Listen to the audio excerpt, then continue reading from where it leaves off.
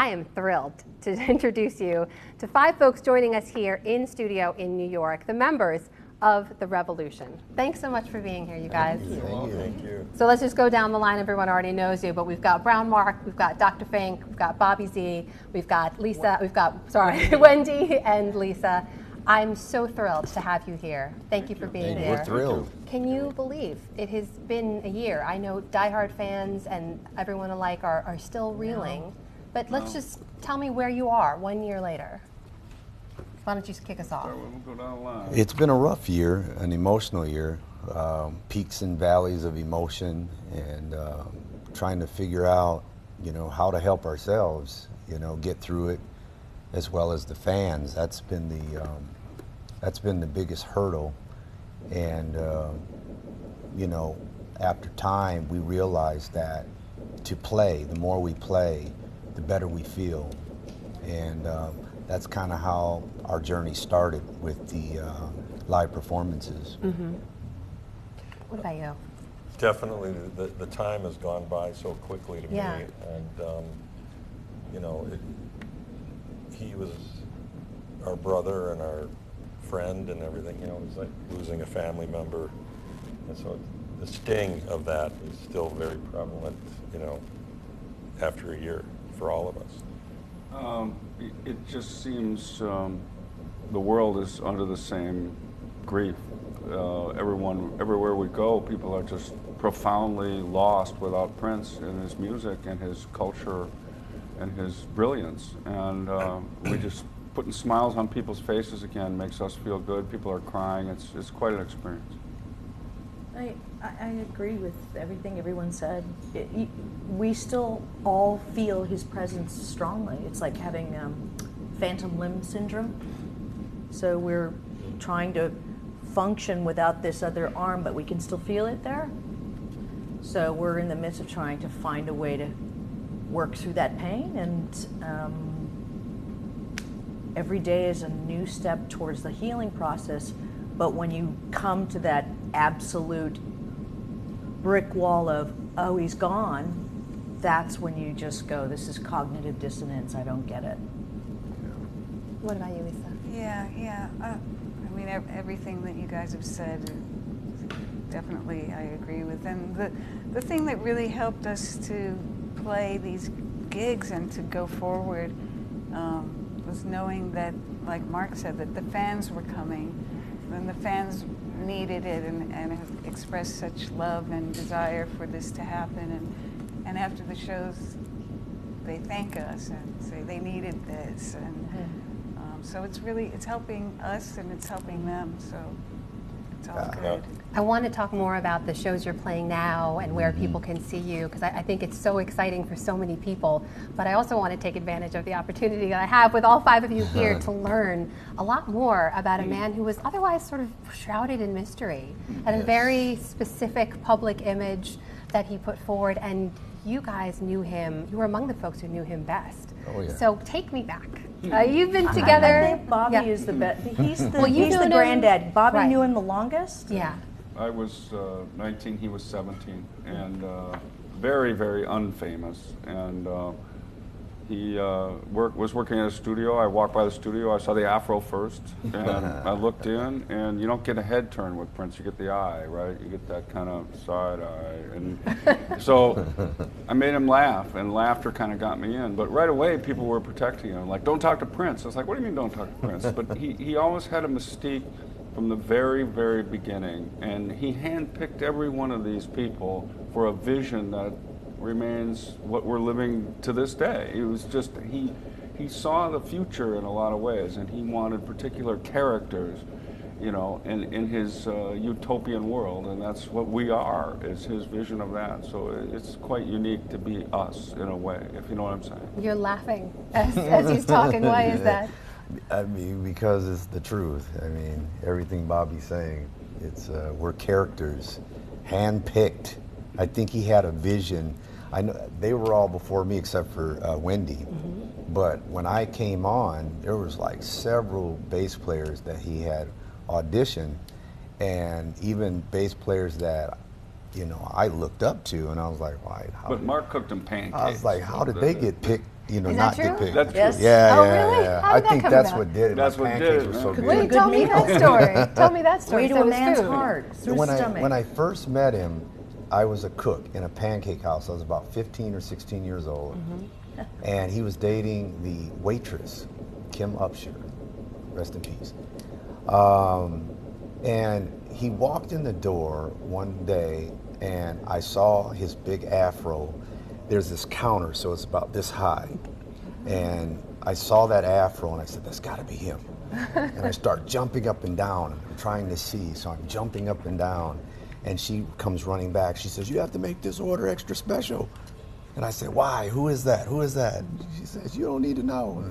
So I cooked him these pancakes, and I threw them up there, and she went and walked out there with him, and I was just being a nuisance. But a couple years later, I ended up in his band. And we were at rehearsal one day, and I said, "Do you remember the pancake house where Kim used to work?" And he looked at me, he's like, yeah, I remember that. I said, "That was me, the obnoxious afro jumping up and down behind the counter that cooked those pancakes for you." He just hit the floor. He starts laughing because he could not believe it, small circle. Do each of you have a unique story of how your lives came together? Since he's Yeah. handpicked everyone, I'd love to hear that. Would you tell us? Well, mine was, I think mine was kind of the most magical for me anyway. I had grown up, Lisa and I grew up together in Los Angeles. Our fathers were part of the wrecking crew in LA, so we grew up in the music business and grew up with a lot of really great musicians. And our families each had 3 kids per side, and we went to same schools and same doctors, and the mothers were best friends and the fathers were. And then, like the last years of high school, Lisa gets this job with Prince, and I finish school, and then a couple years later, we fall in love with each other, and I go to visit her on the Controversy tour, and I went out to sound check once with them, and this is when Prince had heard that I had played guitar a little bit, and said, "Do you know how to play Controversy?" And I said, "Yeah, sure." So he said, "Take my guitar, go on stage. I'm going to go check the sound in the auditorium and count the band off." So I went up and I started playing Controversy with this band. And 3 days later, I flew home, and I got a call from him, and he said, "Would you like to join my band?" And I was like, I have my girlfriend and Prince. I had already been a 13-year-old in a nightclub in Los Angeles, and I had heard this song, the DJ was playing. "Oh my God, who's that girl you're playing?" And it's not a girl, his name is Prince, he's 17. The song's called Soft and Wet. And it was hook, line, and sinker for me. Wow. And then she gets the gig, and I'm like, "Do you know who you're playing with?" "Well, no, not Did really." you know? Did you No, know who you were I playing with? didn't No? know. I How did that didn't come about? It was a friend of mine who had run away from home as a young girl, and so she was working as a secretary at Prince's management company. And when he was looking for a female keyboard player, she heard about it and knew me and thought of me and said, "You should try out for this band." And I didn't have any idea who it was, but I said, well, it sounded like a good opportunity. And I just made a tape of myself playing and stuff, and I sent it to Prince, and he really liked it and sent for me to come out. That was it. And It's like the most straightforward story of the bunch. We haven't heard yours yet. I had the demo Yeah. tape, and I was driving him around in a '74 Ford Pinto, and helped him put a band together. He had come out of the north side, pretty much played through everybody, north side Minneapolis, and played through everybody, and it was time to get a new band for the record deal with Warner Brothers. So we auditioned 10,000 drummers and 10,000 bass players and 10 million keyboard players, and we got to the point where I had played the tape for Matt. Our parents also knew each other in the suburbs of St. Louis Park, Minnesota, and I played him the tape, and he said, "I got to get in. Who's the band?" I said, it's Yeah. just one guy. Yeah. That was what was blowing everybody's mind. It was just one guy. So he said, by the time we had gone through so many other keyboard players, even Jimmy Jam auditioned for Prince. Wow. And Yanni. and Is that true? Yes, it's true. That's very true.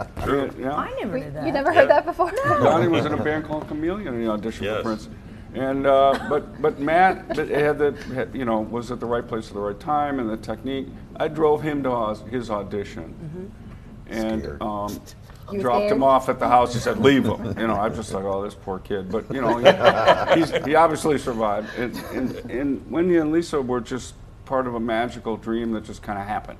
And was his vision to always have gender and he sang of that early on, and he I want to be your mother and your sister too. He had all these weird utopian kind of dreams and thoughts about what people should be, and like I said, he found it in each one of us. But he was extremely careful and slow, and the world was late, in my opinion. I saw it immediately, and now we're all here, and he's being revered the way I always thought he should be, so I'm very proud of him.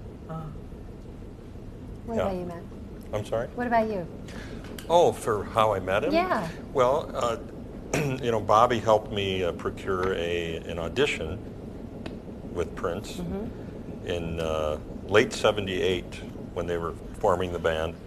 And they already had most of the band, or the majority of it, together except me. So I walked into the audition, and Prince, first thing he said to me was, "So, did you learn the song So Blue off of the album?" And I said, "Oh my gosh, no, I didn't know I was supposed to learn that one." He goes, "Well, don't worry about it. There's no keyboards on it anyway, huh?" He was quite the jokester. And he joked with me right away, tried to put me at ease, I think, or though maybe not. But That's Prince. yeah. So, On edge. but the audition went very well, and at least by my standards, I don't know where he was. But it was, that's how I met him, and that's first time. Yeah. Yeah. I mean, it seems to have worked out Yeah. for everyone. But I think back to the body of work that you helped him to create, and you were working with him on 1999 and Around the World in a Day and Parade as well. But Purple Rain, I'd love to know what it was like, because to go on and sell more than 20 million, and it's like 24, 25 weeks at number one. It's such a part of our musical heritage in America now. Did you know that at the time when you're working on these songs and you're kind of working them out? Did it feel like something different or special? Yeah. Yeah? Yeah. It absolutely did. Yes. Yep. I know for me, I from the time I showed up at the Rolling Stones concert, I knew something was special here, Yeah? And so everything that was revealed from that point on, I remember when I first heard that Controversy album, I was like, holy smokes, this is different. And then 1999 blew me away, and then we got to start working on the material, and that really blew me away because he started including us. And then when Purple Rain came about, I was like, it's a no-brainer. This is hit material. You knew it at the time. I knew it. You could feel it. Yeah, I mean, we had spent an incredible amount of time working on, I think, maybe 3 or 4 different projects in the Purple Rain moment. So by the time we were out on the road, Around the World in a Day had been recorded already. We had done albums for other artists that he was working with. It was like we were churning things out. So it felt bigger than any of us. It had even actually, it didn't feel bigger than Prince, which is interesting. Yeah. He walked it, and was it. There was no question he knew exactly where this was going. But we knew it was bigger than us, but we knew that the revolution was bigger as a band than we were separate. Yes. So just the idea that we were like these, prep cooks and top sous chefs and the best pastry chefs on the planet, and there's our black hat chef right there saying, this is the meal we've got to make, chippity chop. Yeah. This was the team we got together, and there you have it. And have it a- felt like an amazing restaurant. It was the top restaurant. You know what I mean? That was it. We also have it's the movie, stupid. You know, you know, it's our face is 35. You know, people care about me as a drummer a little bit more, and maybe a keyboard player because they got to know us in that film, and they got to know him and that persona. You know, you can touch and feel when you show the movie to yourself. There's Bobby Z, there's Wendy, Lisa, Dr. Frank, Mark, and Prince, and they live and we're alive every time that movie shows. You became real for a lot of people. Yeah. Characters, Characters in the movie. Yeah. That takes me back now to the First Avenue Club. And was that the first place that you got back together to play after he passed? Yes. First of all, what was the very first song that you all played when you all came back together there? And what Let's was Go that Crazy. like? Was Let's Go Crazy? Yes. That's what we was opened that? with. Why that song? Well, At the time, we didn't want to go up there and we wanted to. He always opened with it. You know? Yeah, we just wanted to go up there and give him some energy. We wanted it helped us kind of like rev up whatever grief we were going through as well, and it helped sort of like smash us through the wall. It set the It's pace also for the the opening night. Set the number tone. from the film too. Yeah. Yeah, it's Yeah. the opening. I think it served a dual purpose because it's simultaneously such an uplifting song, but there are things about it, like especially the intro, starting with a really like a eulogy, basically, and so it was kind of like we have to just get it over with. Yeah. Just get it over with and deal with the things that the lyrics were saying that were now sounding sort More of prophetic than ever. Yeah. So it was Kinda like- difficult. Yeah. With the elevator and all that stuff. Yeah, all And, the stuff's, you know, the lyrics now take on secondary, third, you know, purpose, Yeah, meanings, so- all these of his life now will be studied by scholars for years to come, and his lyrics are the key to a lot of that, since they were all so cryptic and we had to follow these lyrics. But the bookends of the show were Let's Go Crazy was super hard to start, and then of course Purple Rain to end. You know, where Purple Rain was not a dry eye in the house. And it was definitely, the first night we played it was almost like trudging through the mud. Oh, It yeah. just felt like surreal. We were all crying, all of us. During the performance as well? Yeah. Oh yeah. I was trying so hard to hold it back. They were coming, you know, and you're up there trying to sing it yeah. because you That can't hold it song back. especially, You know, it's it's hard. like You know, everybody that we made a conscious decision to do it at First Avenue. Bobby calls it Ground Zero. That's because they took care of the world. You know, when you guys were cutting back after he died, it was at First Avenue. Then the rest of the world's monuments lit up in purple. I don't think the world has ever seen anything like that. You know, whether it's the Eiffel Tower or, you know, everything's in purple around the world. And First Avenue was ground zero where people just needed to go, and created a street party, a spontaneous street party that lasted for 3 days. And so we just felt we had to take care of Minneapolis, which he loved so much. Yeah, and the people first. that came to that show were the most, well, for the most part, the most intense of his fans, Global. who were really in tremendous grief as well. And people did fly in from all over They the did. country, Everywhere. all over the They did. world, All corners right? of They all did. over. Played 3 shows there, Yeah. all sold out. Yeah, they were. right away. It was supposed to be 1 to begin with, Yeah. but the fans just said that's not good enough. We need. yeah, it was like 4 There was minutes. too many people that wanted to have it, and we were willing to give it back. It just felt Yeah. right. Yeah. It just felt Yeah. right that that's where we should do it, and obviously people felt they needed it, and that was our way of doing a memorial with a lot of guests and a lot of stuff. But this is different, you know. Now we've put a show together, and we're Right. moving it from town to town, and we're committed to giving the energy back that he instilled in us every night. So you've started on tour. This is a nice segue into this, and you had to add dates, right? The interest was so high, and the tickets were selling out so fast. You had to extend it even further than you planned. Yeah. What is it like to be on the road with each other again? It's awesome. Is it? I keep going. That was then. This is now. That was then. This is now. I just. It's like I don't know where. It's amazing, Yeah. and I also feel like I'm in some weird dream. Yeah. In a good way, or Pinch me. It's all in a good way. It's Oh, it's all all good. like I said originally. It's feels like cognitive dissonance right now.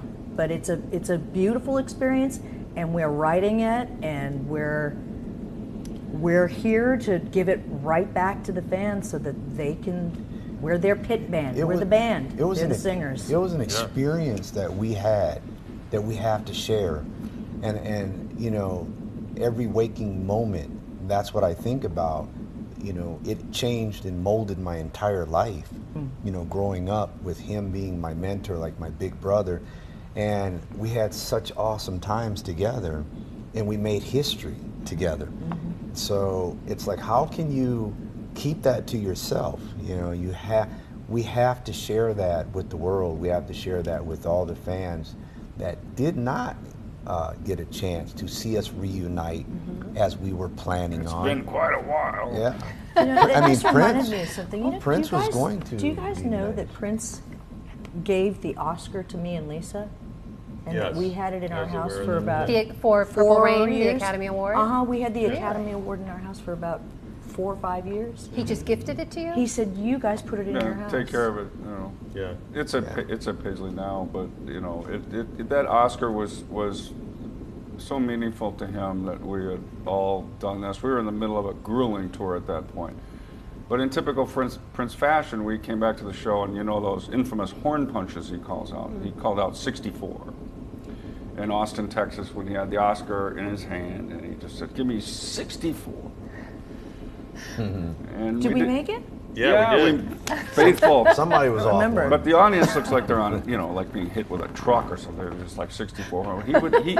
He would play fun with music. He had fun with music, and that's what people are missing, and that's what we're trying to give back. Is that Yes. he had a playful sense of living it up in every aspect of his life, whether it was just walking through a room or anything. That's why your eyes were drawn to him. Everything he did was different. He lived and breathed it. It Yeah. was him. It was who he was. He didn't have to fake it. He didn't have to put it on every morning. Sometimes I used to wonder how he slept. he's probably in perfect form, you know, his pajamas ironed out. And you know, I mean, I imagine that sometimes. Well, I I mean, think a lot of people wonder, for so many millions of people who saw him on stage and saw him performing and saw this strong image, was he vastly different behind the scenes, or was that just consistent? He lived You know, and looked like the stage persona. Yeah, but I pretty mean, you much, know, and we quite a all bit. knew him when he was, But, yeah. before he was in his Before he purple did that. trench coats. Yeah, I mean, he's so just- we, you know, I mean, he would There be are at our two- house He's in a tube guy. socks and tennis shoes, and, Sure. you know, we'd go out and There are a buy few. grapes. I don't know. I mean, you know. a few different So- sides to But him. his sensibility was It- always yeah, the seed like- of him was always different than anyone else. He let his fine- guard down a fine little bit. things. But, yeah. He was very funny. Very, Very I've funny. heard that a lot. As a He comedian, liked yes. pranks and Yeah. jokes too. Yes, when I first met him, he was talking about food, and he was like, "Mark, you want some Chinese food?" You know, and he has this voice, you know, "We could go eat." You know, I'm like, you know, very funny. I mean, and it was so out of character for me, and I looked at him and was like, "Whoa, that's different." You know, but you know, he'd go from being rock star to this very funny character in a second. But he wasn't flat-footed, though. He was No. not flat-footed. It wasn't like, smart. did you hear the one about the? It wasn't. He was smart. Yeah. So he got the joke. Very he clever. always got it. He always always got clever. the joke. And he always had the edge, and the sentences always had a couple different meanings. So you don't know if it was like left or right. What did he just say? What did Yeah. you say? He goes, "Ah, that's for you to find out. Kept you guessing. Kept you on your toes. Cryptic, you know, he just Oh, had it. You know, he hid his normalness well, though, but he was normal. I mean, he Very was normal. part of the gang. I Yeah. want to ask you guys before I let you go. We know about this vast collection of unreleased music, right? He was prolific in his creation, and now I think some of those unreleased songs are going to be released, right? In Yeah. the deluxe Yeah. edition of Looks Purple like it. Rain Yeah. that looks like it's coming out at the end of next month. How do you feel about that? Are you happy to see that music coming out? Yeah, we're I'm sure. really happy to see Playing Yeah. a couple of them in the show. Yeah. Are you really the unreleased Yeah, ones? I So mean, what it's will we that's hear? our. I mean, the stuff that's on there is us. So Yeah. we're Yeah, we excited feel about it. You know? Protective Very. of it and Yes.